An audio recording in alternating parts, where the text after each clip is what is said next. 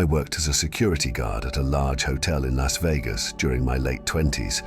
It paid way better than pretty much any other job nearby that I was actually qualified for. But the most annoying part about it was the scheduling and the staff.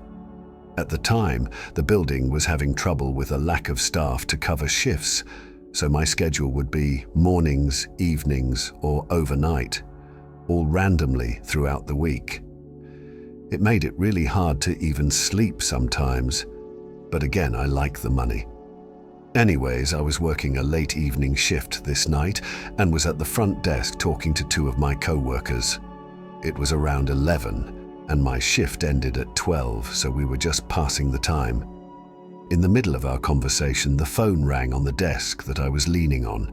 Checking the number, it was from one of the rooms in the hotel, so I picked it up and asked how I could help them. A man spoke, saying that there was something going on in one of the rooms down the hall, and that he was really worried about it. I asked him what he meant, and he frantically responded, telling me to come up quick because he was getting really nervous. I checked the room number on the phone, then told him I was sent security up as soon as possible. Of course, though, I was just referring to myself. When I put the phone down, I quickly explained the strange nature of the call to my co-workers and headed to the elevators and went to the mid-level floor where the caller's room was located. Walking down the hallway, there was a strange sense of absolute silence. I expected to hear whatever the caller was talking about, but there were no loud noises coming from anywhere on the floor. I also kind of expected the caller to have been standing by their door, waiting for me or something, but the door was closed. I knocked on the door, loudly announcing that it was hotel security. I didn't hear any movement, door sounds coming from the room at all, and after a minute of no answer, I walked down to the end of the hallway, listening intently for anything unusual, then continued back to the door, knocking again. A few moments later, though, the room behind me opened their door, and an older woman asked if I was security. I said yes, and asked if they knew anything about a strange noise or the caller from the room, to which they replied that they had heard loud noises traveling through the hallway a few minutes ago, but were unsure what it was. From their voice and facial expressions, they seemed really terrified. At this point, I was already starting to get really nervous, but things only got stranger. I grabbed my walkie and radioed down to the front desk, asking them to call the room again and let me know if they answered. After a little bit, they replied that nobody answered. I stood there for a moment trying to think of what to do before radioing back down to them. I told them to check who was staying in the room. After waiting for what felt like forever, they finally got back to me saying that nobody had the room booked for tonight. Even more confused, I took out my security key card and opened the door since nobody was supposed to be there. The room looked clean and unused as far as I could tell. I searched every corner and found basically nothing, but then I walked over to the phone. I turned it over and got the serial number on it. Then I went back down to the lobby where my desk was, and I checked the security records for timestamps of calls that had been made from that room. Sure enough, there was a record of an active call having been made from this room to the front desk, the one that I had answered about 15 minutes ago. Obviously, the hotel didn't record the calls or anything, so all I was able to confirm was that someone was in that vacant room without permission.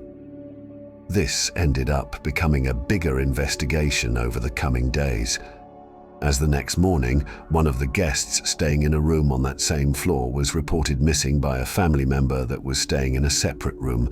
The security footage of all the entrances and exits were reviewed, and the missing person was last seen leaving the hotel alone a couple of hours prior to the call that I had received. It's still unclear if the two incidents were connected or not, but it's definitely a really strange situation. I don't know how the caller got access to that phone or who they were, but personally, I believe that the reason they called seemed to add up with someone getting forcefully kidnapped based on their brief description. The person behind the mystery call was never identified, and as of right now, the missing person still has not been found. This happened to me during a business trip last year for work. I arrived at the hotel and picked up my key to the room, which my company had paid for. It was a nice-looking hotel on the inside, though a bit smaller than most others. There were maybe 30-40 rooms in total and only 3 stories. My room was on the top floor, so I took the elevator up and started making my way down the hallway. I put my bags down by the door and reached into my pocket for the room key, but just as I did that, the neighboring room's door opened and a man stepped into the hall. He greeted me, mentioning that he was my neighbor, and held his hand out, gesturing for a handshake. I confusedly shook it and told him my name, then started making my way into the room. As I walked in, I noticed that he went back into his room and shut the door. I thought it was strange that someone would come out of their temporary hotel room just to greet me as their temporary neighbor, but some people are just like that, I guess. I unpacked my small suitcase and duffel bag, then laid on the bed and turned on the TV. It was pretty late already, and I was tired from the flight, so I planned on going to bed early that night. I took a quick shower, then turned off all the lights. I laid there, trying to sleep for almost 20 minutes before hearing the neighbor's door creak open, followed by seeing their shadow walk by my door. They stopped just before they passed my room. Through the sliver of light under the door, I could see their shadow get closer for a second before backing away and continuing down the hall. This obviously creeped me out, so I got up and made sure that all the locks were secured on the door, then went back to bed. The next day, I went to meet my co-workers at a company-owned building where we attended a presentation and had dinner. I didn't get back to the hotel until 10 p.m. and I was really exhausted. I tossed my work bag on the bed and then got in the shower. I was in there for maybe 10 minutes when, through the water splashing, I heard the distinct beep sound of the electronic door lock unlocking. I knew it was too late for it to be the cleaning services, so my mind instantly jumped to the strange man staying in the room next to mine. However, I didn't know how he could possibly have a key card that could unlock my door. Not knowing what to do, I stood there silently as I listened to the door slowly open and then close. I heard footsteps walking past the bathroom door. With the shower running, I knew that they had to know that I was in there, which terrified me even more. I tried to quietly step out of the shower, as to not alarm them. Then I quietly put on a pair of pants that I had laying on the ground.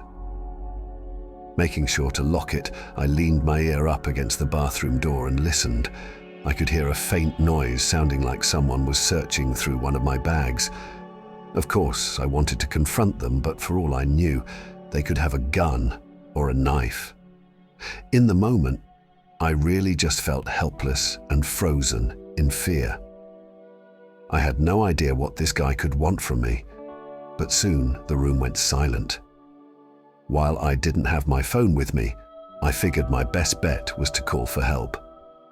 At the very least, it would hopefully get the guy to run away. I took a deep breath, then started banging on the bathroom door, yelling for help as loud as I could. I could hear the man's frantic footsteps run past the door and back into the hallway.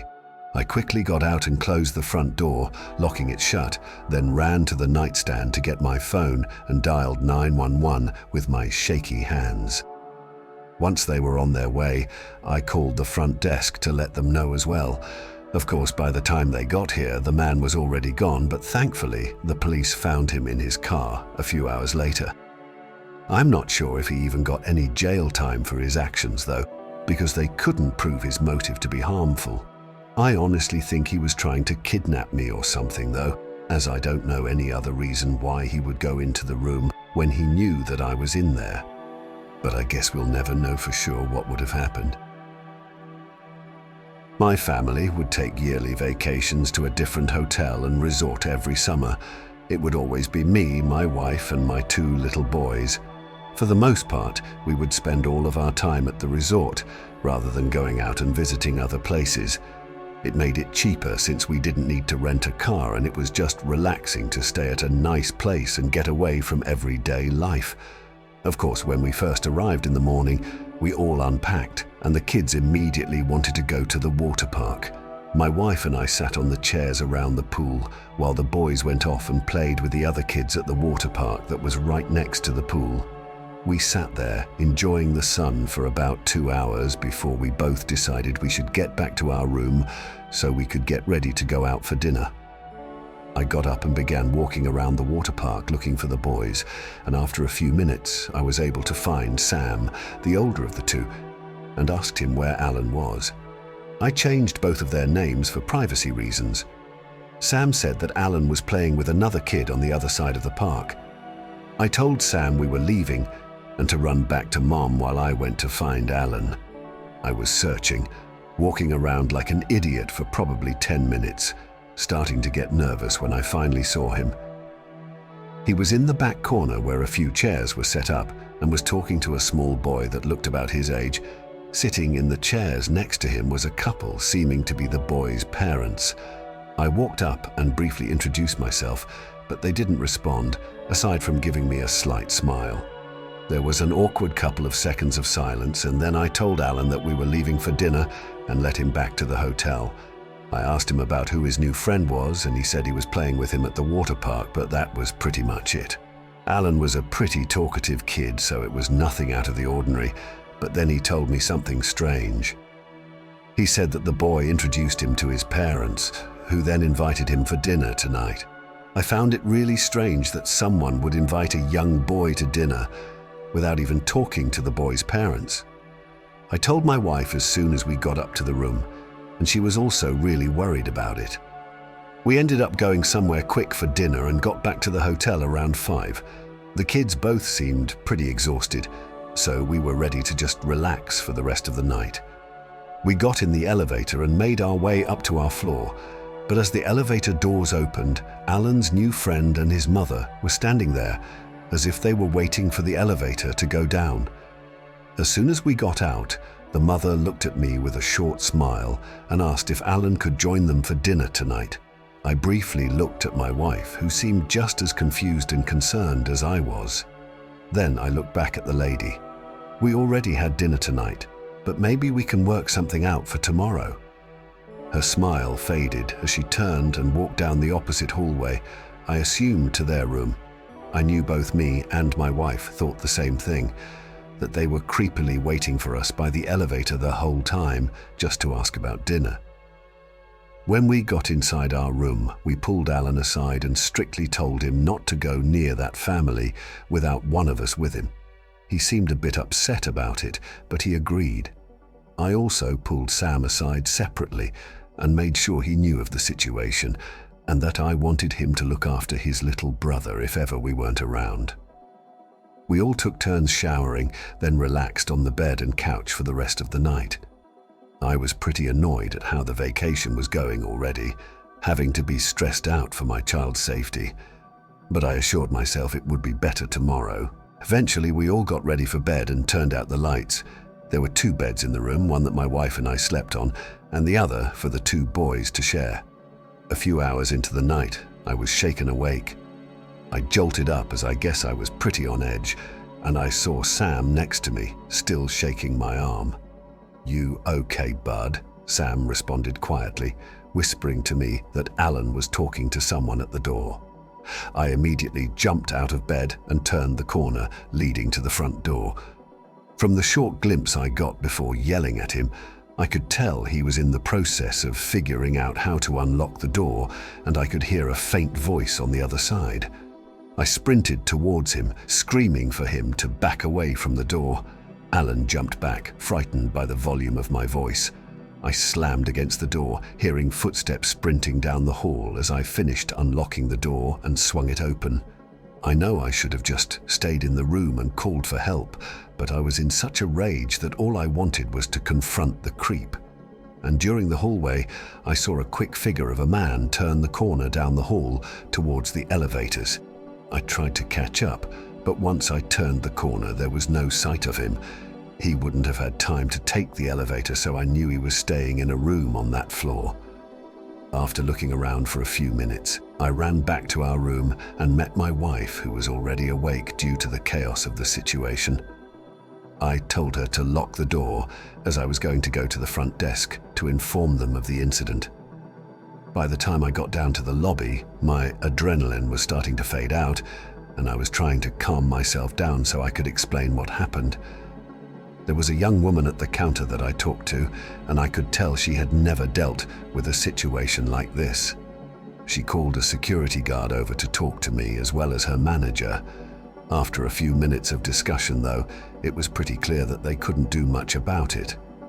They had no security cameras in the hallways, only on the entrances and exits. I didn't have any proof nor a description of the man at the door, or his relation to the parents who asked about dinner.